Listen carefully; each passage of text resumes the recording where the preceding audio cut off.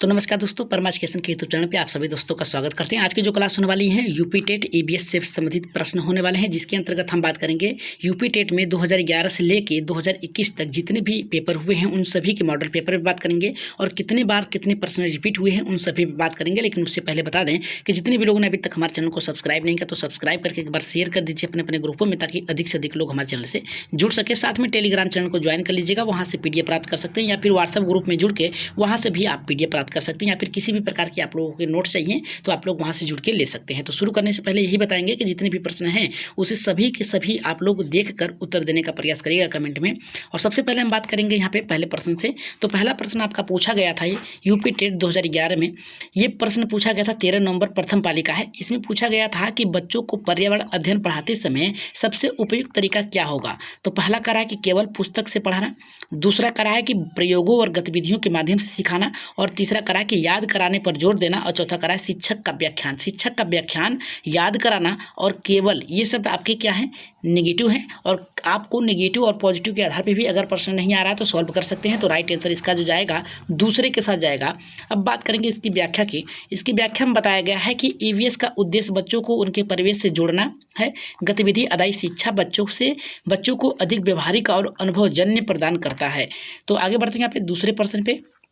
एक बार सभी लोग लाइक कर दीजिएगा, चैनल को शेयर कर दीजिएगा अपने अपने ग्रुपों में। तो ये आपका पेपर है 2013 में प्रश्न पूछा गया था, 27 जून द्वितीय पाली का है।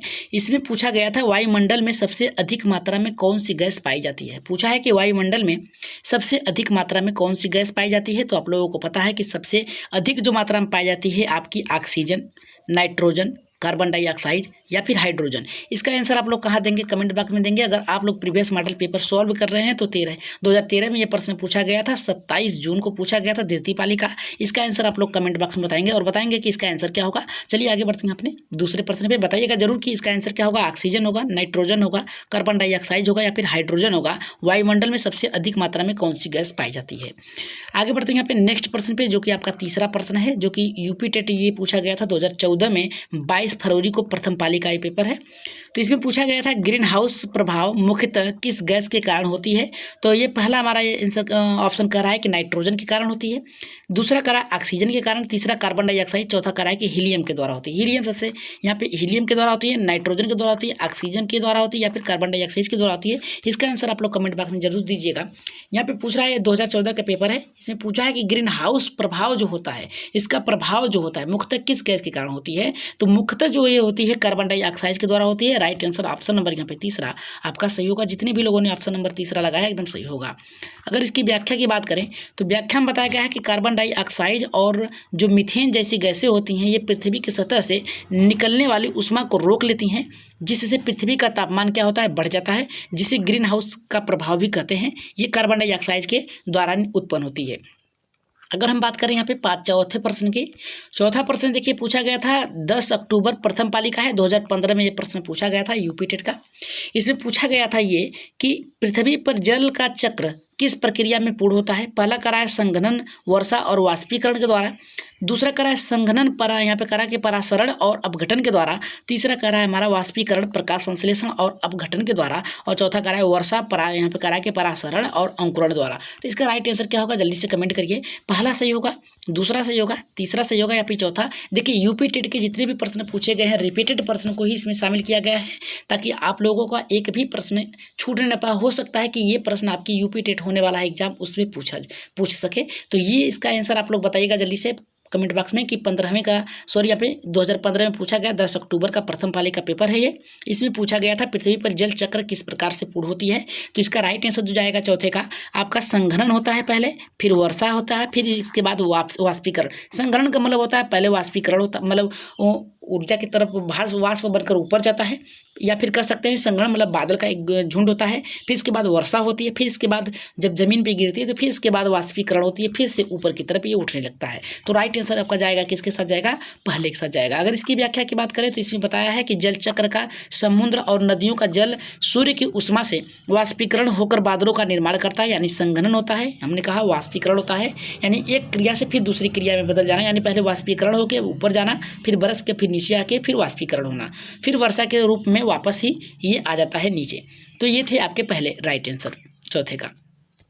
वहीं पे अगर 5वें प्रश्न की बात करें, ये प्रश्न आपका पूछा गया था यूपी टेट 2016 में 19 दिसंबर द्वितीय पाली का पेपर है ये। इसमें पूछा गया है कि पौधे अपना भोजन किस प्रक्रिया द्वारा बनाते हैं, तो श्वसन के द्वारा, वाष्पोत्सर्जन के द्वारा, और यहाँ पे तीसरा करा प्रकाश संश्लेषण के द्वारा, चौथा करा है कि अपघटन के द्वारा। तो 5वें का राइट आंसर किसके साथ जाएगा? अगर ये प्रश्न की आप लोग मुख्यतः इस बात पर ध्यान दें कि मान लीजिए ये आपका क्या है, पौधा है, ये इसकी जड़ें हैं, ये इसकी क्या है, टहलियाँ हैं, मान लीजिए टहलियाँ हैं ये सब, और ये पत्ते हैं। तो इसमें कहा है कि भोजन का यहाँ पे किस प्रकार से क्या करते हैं, ये बनाते हैं। तो ये क्या बनाते हैं, अपना वाष्पीकरण, उत्सर्जन के द्वारा बनाते हैं, या फिर प्रकाश संश्लेषण के द्वारा बनाते हैं, या फिर अपघटन के द्वारा, या फिर यहाँ पे श्वसन के द्वारा। तो श्वसन की क्रियाएं जो होती हैं पत्तियों के माध्यम से होती है, वाष्पीकरण का भी जो होता है आपका, ये भी आपके जो होते हैं, ये भी आपके वाष्पीकरण पत्तियों के द्वारा होता है। लेकिन प्रकाश संश्लेषण जो होता है ये भोजन का ये प्रक्रिया का बनाते हैं, जिसके द्वारा क्या है, अनेक भागों में पहुंचाते हैं। तो राइट आंसर आपका यहाँ पे तीसरे के साथ जाएगा। इसकी व्याख्या अगर देख लें तो इसमें बताया है कि पौधे सूर्य के प्रकाश, जल चक्र, कार्बन डाइऑक्साइड की सहायता से क्लोरोफिल के द्वारा अपना भोजन, या फिर कह सकते हैं स्टार्च भी कह सकते हैं, उसके द्वारा ये तैयार करते हैं। इसे प्रकाश संश्लेषण कहते हैं। तो आगे बढ़ते हैं। यहाँ पे नेक्स्ट प्रश्न जो आपका छठा है, छठे में पूछा है ये प्रश्न, यूपी टेट 2017 में 15 अक्टूबर प्रथम पाली का पेपर है ये। इसमें ये पूछा गया है कि प्याज आलू पौधों का कौन सा भाग होता है, मूल होता है, तना होता है, पत्ता होता है, या फिर पुष्प होता है। तो आप लोग यहाँ पे देखिए, ये आलू और प्याज ये क्या है, धरती के नीचे होता है, ठीक है। ये पत्तियां निकल जाती हैं और प्याज की, और ये आलू की पत्तियां होती हैं इस प्रकार से, आलू इस प्रकार से गुच्छे की तरफ होता है। ये सभी क्या है, जमीन के अंदर होते हैं। तो यहाँ पूछा है कौन सा भाग होता है, आलू प्याज, तो ये क्या होता है, मूल का होता है, तना का होता है, पत्ता का होता है, या फिर पुष्प का। तो पत्ता पुष्प तो काट दीजिए, मूल और ये बचा आपका तना। तो मूल और तने में से आपका जो जाएगा ये तने वाला भाग होता है। ये क्या है, जड़ नीचे है, याद रखिएगा, जड़ नीचे, और जो तना होता है ये फूल जाता है। तो राइट आंसर ऑप्शन नंबर यहाँ पे दूसरा जो होगा सही होगा। अगर इसकी व्याख्या की बात करें तो व्याख्या जो होता है हमारे यहाँ पे बताया गया है कि प्याज और आलू दोनों ही तनों का यहाँ पे रूपांतरित रूप होता है, जो कि भोजन संग्रहण के लिए विशेषीकृत हो जाते हैं, यानी भोजन एकत्रित करते हैं वहाँ पे। अगर हम बात करेंगे 7वें प्रश्न की, तो 7वां प्रश्न हमारा ये पूछा है कि यूपी टेट 2018 में 18 नवंबर द्वितीय पाली का पेपर है। इसमें पूछा है कि राष्ट्रीय गंगा परियोजना का मुख्य उद्देश्य क्या है। पहला हमारा यहाँ पे देखिए क्या कर रहा है, पहला कर रहा है गंगा का जल विद्युत उत्पादन बढ़ाना, और दूसरा कर रहा है हमारा यहाँ पे गंगा की नौकाएं प्रणाली विकसित करना, और यहाँ पे तीसरा कर रहा है गंगा की स्वच्छता और प्रदूषण नियंत्रित करना, चौथा कर रहा है कि गंगा में मत्स्य उत्पादन बढ़ाना। तो राइट आंसर यहाँ पे किसके साथ जाएगा। एक आपके लिए एक प्रश्न है कि गंगा नदी में कौन सी जलीय या फिर कैसे राष्ट्रीय मछली पाई जाती हैं, या फिर कह सकते हैं कि किस प्रकार की जलीय जीव है जो कि आपकी राष्ट्रीय मत्स्य के रूप में जानी जाती है। इसका उत्तर आप लोग कमेंट बॉक्स में दीजिएगा। तो 7वें का जो राइट आंसर जाएगा आपका गंगा स्वच्छता और प्रदूषण के यहाँ पे नियंत्रण के साथ जाएगा। जितने भी लोगों का ऑप्शन नंबर यहाँ पे तीसरा आया है आपका सही होगा। अगर व्याख्या की बात करें तो इसमें कहा कि गंगा एक्शन प्लान राष्ट्रीय गंगा परियोजना का मुख्य उद्देश्य गंगा में प्रदूषण मुक्त और स्वच्छ बनाना होता है या फिर बनाना है। अगर हम बात करेंगे यहाँ पे 8वें प्रश्न की, जो कि पूछा गया था यूपी टेट 2019 में 8 जनवरी प्रथम पाली का यह पेपर है। इसमें पूछा यह है कि निम्नलिखित में से कौन सा पदार्थ यहाँ पे ये पूछा है कि निम्नलिखित में से किस पदार्थ का उपयोग उर्वरक के रूप में किया जाता है। चूना पत्थर, पोटास, अभ्रक, आलू। तो राइट आंसर यहाँ पे किसके साथ जाएगा। तो राइट आंसर यहाँ पे 8वें का किसके साथ जाएगा। तो यहाँ पे आपके पोटास के रूप में किया जाता है। जो पदार्थ है ये आपके उर्वरक के रूप में पोटास के रूप में यहाँ पे प्रयोग किया जाता है। ऑप्शन नंबर यहाँ पे दूसरा जो होगा आपका सही होगा। अगर हम बात करें यहाँ पे इसकी व्याख्या की, तो व्याख्या में बताया गया पोटास जो होता है पोटेशियम का स्रोत है, जो कि पौधों की वृद्धि और उत्पादन बढ़ाने के लिए आवश्यक होता है। वहीं पे अगर हम बात करेंगे यहाँ पे 9वें प्रश्न की, जो कि बहुत ही महत्वपूर्ण है, और इसका आंसर आप लोग कहाँ देंगे, कमेंट बॉक्स में देंगे, बताएंगे कि इसका आंसर क्या होगा आपका। ये पूछा है आपका है यूपी टेट 2020 में ये प्रश्न पूछा है कि 8 जनवरी द्वितीय पाली का ये पेपर है, जो कि आपका निरस्त हो गया था। इसमें ये पूछा है कि मानव शरीर में रक्त और शुद्धिकरण किस अंग द्वारा होती है। यकृत के द्वारा होती है, हृदय के द्वारा होती है, गुर्दा के द्वारा होता है, फेफड़ा के द्वारा, यानी लीवर, हार्ट, किडनी, लंग्स, किसके द्वारा होता है। इसका राइट आंसर आप लोग कहाँ देंगे, कमेंट बॉक्स में देंगे और बताएंगे कि इसका राइट आंसर क्या होगा। तो हम बात करेंगे यहाँ पे नेक्स्ट प्रश्न की, जो कि आपका यहाँ पे 10वां प्रश्न है। 10वां प्रश्न ये कह रहा है कि यूपी टेट 2021 में ये प्रश्न पूछा गया था। 23 जनवरी प्रथम पाली का है, यानी प्राइमरी का ये प्रश्न है।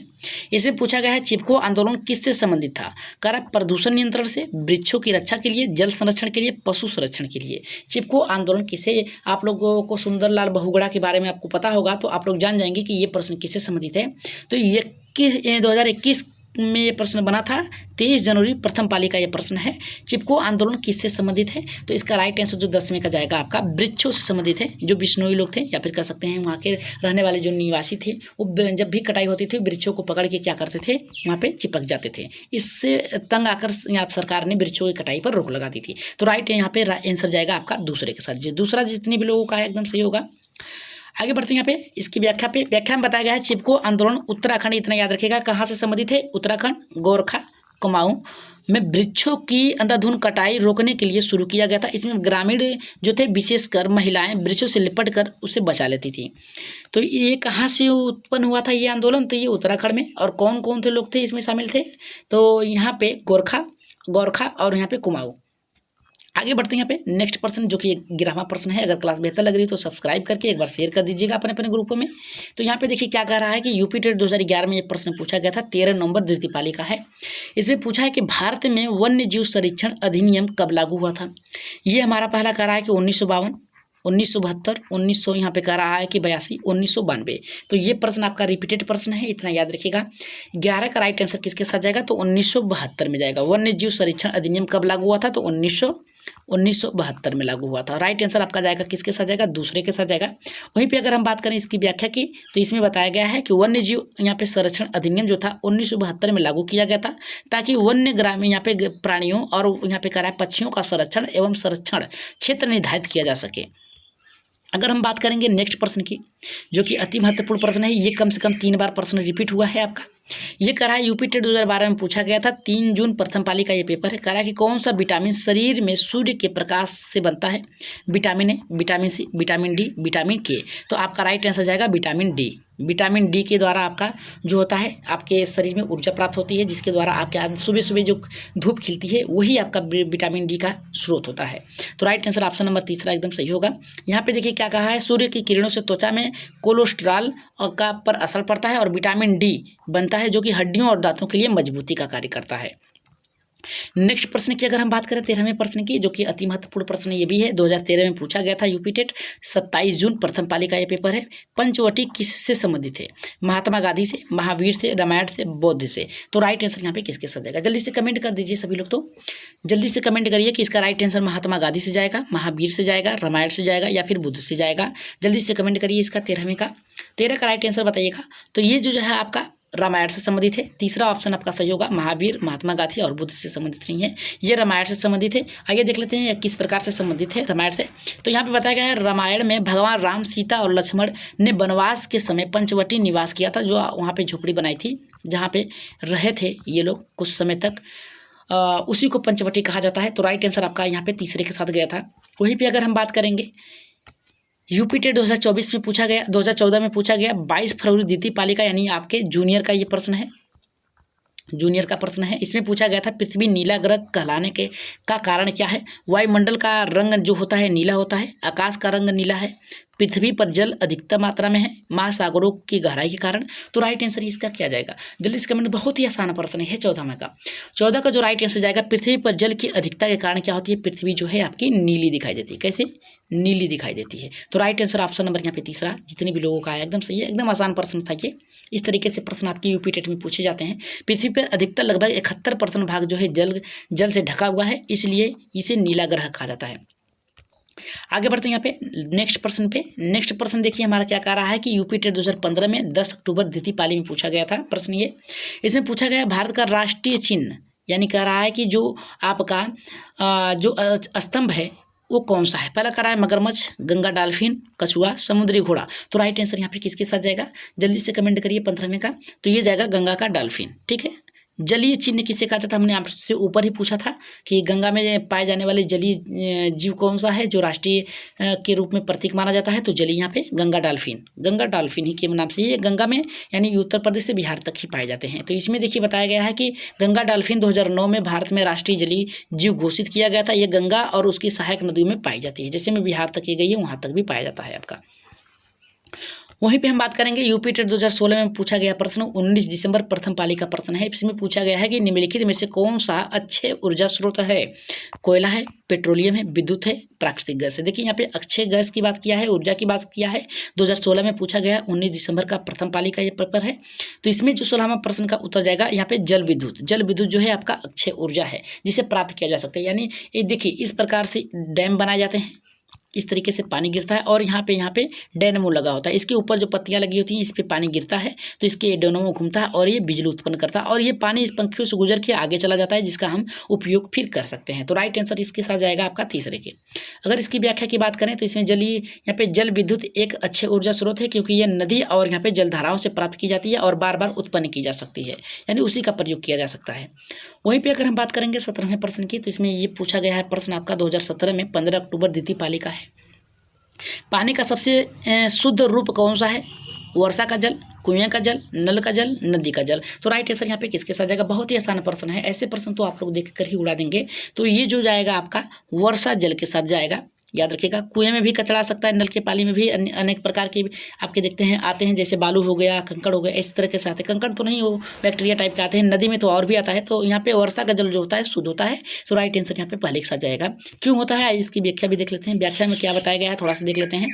व्याख्या में ये बताया गया है कि जल यहाँ पे वर्षा का जल जो होता है सबसे शुद्ध माना जाता है क्योंकि यह वाष्पीकरण और संघनन की प्रक्रिया के द्वारा होता है, यानी पृथ्वी से इस तरीके से भाप बन के ऊपर जाता है और संघनन के रूप में फिर यहाँ पे पृथ्वी पे आके गिर जाता है। तो आगे बढ़ते हैं यहाँ पे नेक्स्ट प्रश्न पे, जो कि आज के प्रश्न का 18वां प्रश्न है।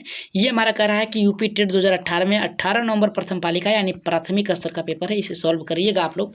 कह रहा है कि प्राथमिक यहाँ पे भारतीय अंतरिक्ष अनुसंधान संगठन इसरो इंडियन रिसर्च सेंटर जो है, ऑर्गेनाइजेशन सेंटर जो है, ये आपका मुख्यालय कहाँ स्थित है? मुंबई में है, हरिकोटा में है, श्री हरिकोटा में, या फिर बेंगलुरु में, या फिर चेन्नई में है। तो राइट आंसर यहाँ पे किसके साथ जाएगा? 18वें का जो जाएगा यहाँ पे बेंगलुरु में। कहाँ जाएगा? बेंगलुरु में। राइट आंसर ऑप्शन नंबर यहाँ पे तीसरा होगा। आइए इसकी व्याख्या भी देख लेते हैं।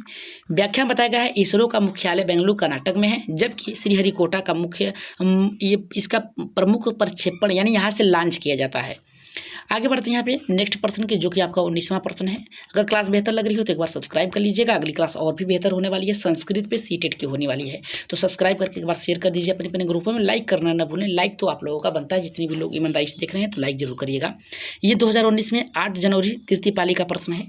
इसमें पूछा गया है जीवाश्म ईंधन किसे कहा जाता है? कोयला, पेट्रोलियम, प्राकृतिक गैस, बायोगैस, ऊर्जा, सौर ऊर्जा, जलीय विद्युत, पवन ऊर्जा, यूरेनियम या फिर थोरियम। तो राइट आंसर यहाँ पे किसके साथ जाएगा? जल्दी से इसका कमेंट करिएगा। तो 19 का जो राइट आंसर जाएगा आपका पहले के साथ जाएगा कोयला, पेट्रोलियम और प्राकृतिक गैस। ये क्या है? जीवाश्म ईंधन है, क्योंकि कोयले में भी आपके जो यहाँ पे पेड़ पौधे थे उसके साथ है। पेट्रोलियम जो है जीव जंतु मर गए उसके द्वारा, प्राकृतिक गैस जो है इनके द्वारा उस सर्जित जो गैस है वो उसको कहा जाता है। तो राइट आंसर यहाँ पे किसके साथ जाएगा? आपका पहले के साथ जाएगा। जितने भी लोगों का पहला आया एकदम करेक्ट होगा।